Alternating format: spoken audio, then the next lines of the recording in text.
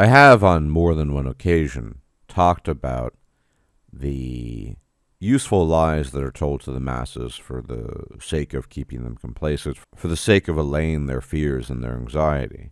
There are many such lies. But in particular, the one about interpersonal relations between human beings, and perhaps even more specifically between men and women, these are the sorts of lies that I've often wondered about the most since I was a child. You had a relative, for example, that was extremely fat or unattractive, and everyone knew it, and they acted as if they knew it. They just never mentioned it, even though they treated this person fundamentally differently. It was an unwritten code of conduct, and you didn't violate that code. But in today's day and age, in the age of social media, YouTube, the internet, where people spend, if not half their lives, the majority of their lives online when they're not taking dumps, well, it's a completely different situation, isn't it? And keeping these things maintained, maintaining the lies, pretending that X is Y and Y is X, was of course a lot easier before social media. It's one of the reasons why everyone stuck to it and generally didn't violate that principle. You might have had a really ugly and unattractive person. You wouldn't say it to their faces, and you probably wouldn't even imply it, even though your behavior and how you treat the person was fundamentally different. That all came crashing down with the emergence of the internet. At first, slowly but surely. However, one major distinction between the internet world and the real world is the distinction between the quote-unquote normie and the people who are in the know. Sometimes people use cringe terms like one's power level, but basically the uncouth knowledge people have access to and whether or not they're willing to talk about it or even apply it. Well, there's still a big division between normies and people who are aware, whether it's red pill aware, black pill aware, whatever the pill might be, aware of basic human behavior. And I can give you a good example of this. Not too long ago, I was chatting with this woman who kept on, in the course of a conversation, repeating the same thing again and again. How, for example, she only had male coworkers again and again. By the fourth or fifth time, I just decided to ask her, so you keep on mentioning how you only work with men and no women. What's up with that? Why do you keep on mentioning that? And in general, when you're operating with normies, this is what you need to do. You need to coax certain things out of them, even as you're aware of these quote-unquote hidden truths. And I asked this woman, I said, well, okay, you kept on mentioning this. Why do you keep on mentioning you only work with men? Well, then she says, well, it's so much better. And I'm just trying to quote-unquote hide my power level, coax it out of her. Why is it better? Oh, because with women, all they do is gossip and talk behind people's backs, and it's a lot less productive. There's way too much drama at work, blah, blah, blah, blah. Now, has this been my experience, having been around for a while and worked with women in an office in the past? Absolutely. But look, I'm not just going to come out and quote-unquote reveal my power level. I'm not going to say, yeah, I absolutely agree with you. Instead, what you need to do with normies is coax it out of them. So I asked this woman, well, what was your experience exactly? What were they doing? Oh, this one woman didn't like this other woman, and she would talk behind her back and backstab her and then try to ally with others, and then try to get others to talk behind her back, and they're even trying to get her fired and blah, blah, blah, and the whole shebang. Very, very drama-laden, as could be expected, typically when it comes to lots of women working in an office. And she said she didn't really like that. So I say, fair enough. You're telling me it's a smoother work experience to just work with men because they're just about getting the work done, and there's a lot less drama, a lot less talking behind people's backs, etc., etc. Yeah, that's what I'm trying to say. Okay. Then I try to take it a step further and say, look, what about women outside of the work environment? And then she just pulls this kind of 180 and says, oh, then's fine. It's okay to gossip and talk behind people's backs outside of the work environment, but at work, you're supposed to get things done. Now, I can kind of see that perspective, obviously, but at the same time, gossiping behind people's backs constantly probably isn't a great activity, but whatever. So she wasn't really connecting the dots, and I stopped there. I'm just giving this example to show that there are certain limits. However, with men, especially these days, it's quite a different story. So another instance I'd like to refer to, and this is where the rubber meets the road in terms of normies awakening, is this guy I know, this acquaintance of mine. He's basically a short, fairly unattractive, fat guy who works in IT. And he's a nice enough guy. how you might describe as being simpático, right? But that's probably where it ends. And every now and then, he'll get into depressive bouts and he'll start complaining. And oftentimes, it revolves around his social life and women.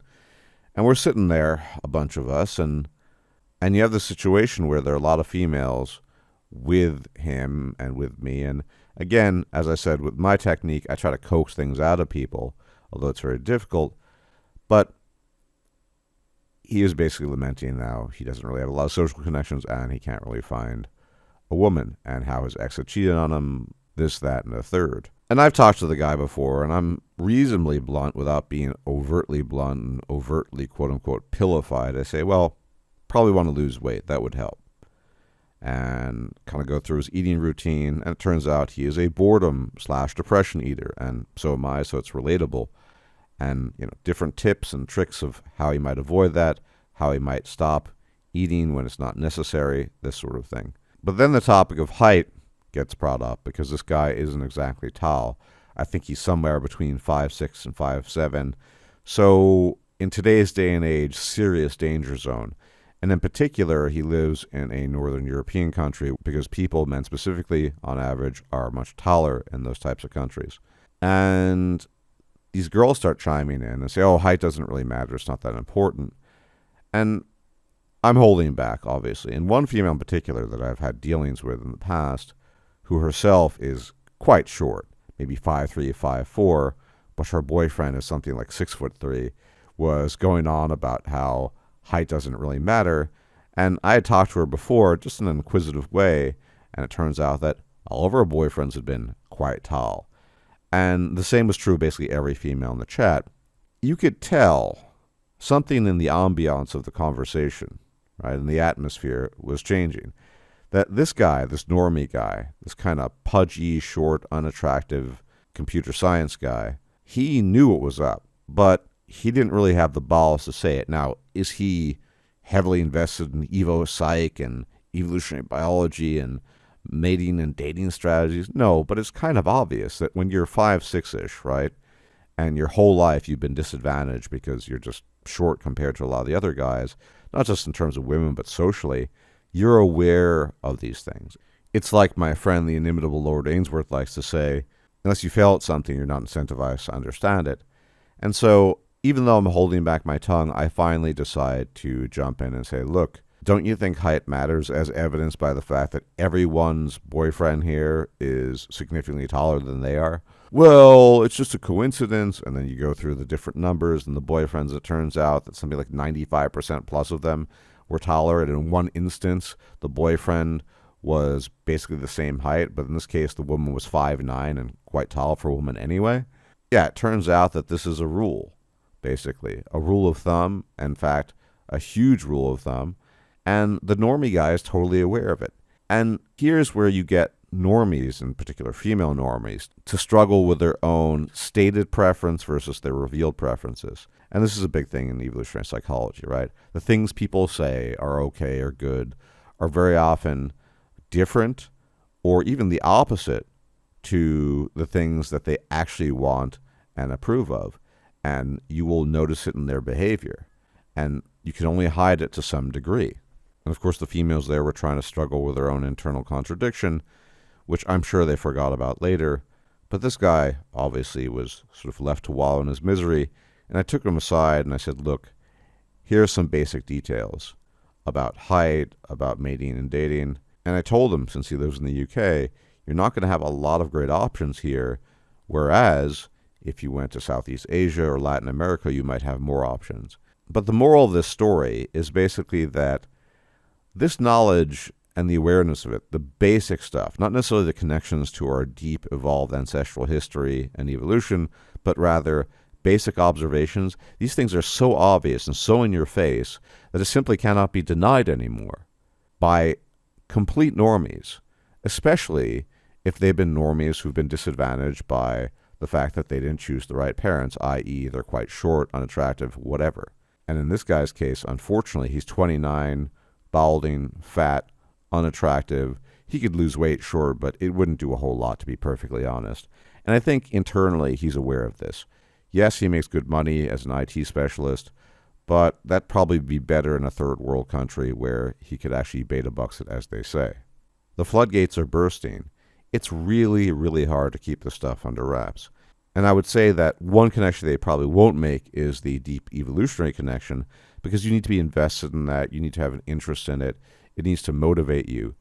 But the patent facts on the ground, the obvious day-to-day experience, the quote-unquote lived experience, if you will, that's a bit of a tarnished term, that is something that is very real, and the normies are waking up one by one. And I've experienced this with a number of other guys, very rarely with women, mostly with guys, and it is going to be interesting in any event going forward just to see how this knowledge is processed, or if indeed it becomes commonplace knowledge, even if it's without the necessary evolutionary links to it. Anyway, as always, thank you for tuning in. Please leave a like, share, comment, subscribe, all that YouTube jazz. And if I'm still alive, I will check you out later. Take care. May the gods watch over you. Enjoy your weekend. Bye-bye. If you liked this video, please like, share, and subscribe. And if you enjoy my content, please consider making a donation or becoming a patron. Thanks for watching.